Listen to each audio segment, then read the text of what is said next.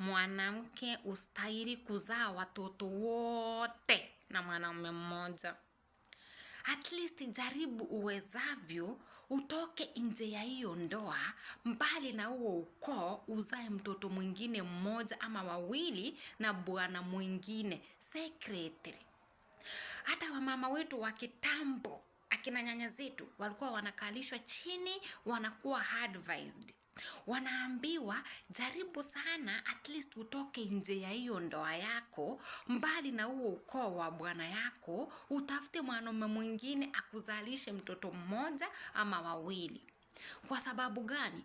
Kwa sababu labda huo ukoo wa bwana yako kuna laana ilikuwa imetupwa. Kuna chini ya laana inaweza kuwa inafuata huo ukoo. Sasa ukizaa watoto wote kwa huyo bwana ama kwa huo ukoo, labda kunaweza kosa mtu mwenye atakuja kufanikiwa simply because kuna hiyo laana kwa hiyo familia. Sasa at least ukizaa mtoto mmoja nje ya hiyo ndoa, mbali na huo ukoo, anaweza kuja kuinua hiyo jamii ya bwana yako.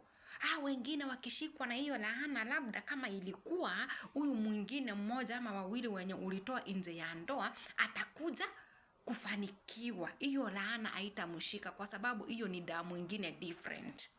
Wewe chunguza vizuri hata kwa kina baba yako. Waangalie vizuri uone kama hao watu wanafanana. Kuna mmoja tofauti kitabia, tofauti kisura, tofauti kivyake. Hata kwa kina mama yako, angalia tu vizuri. Before ukuja hapa kunitusi, kaa chini na mzee wa kitambo ama nyanya wa kitambo, umuulize hii maneno ni ukweli, usikie vile atakwambia. Mwanamke ustahili kamwe kuzaa na mwanaume mmoja. Ustahili kuzaa na mwanaume mmoja. At least jaribu, kama wewe ni Mkisii, zaa na Mkikuyu. Kama wewe ni Mluya, zaa na Mmeru. Kama wewe ni Mjaluo, zaa hata na Mkuria.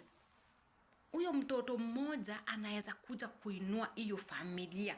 Labda kuna laana na tunajua laana zinakuanga. Nitusi utakavyo, lakini nimewaambia ukweli.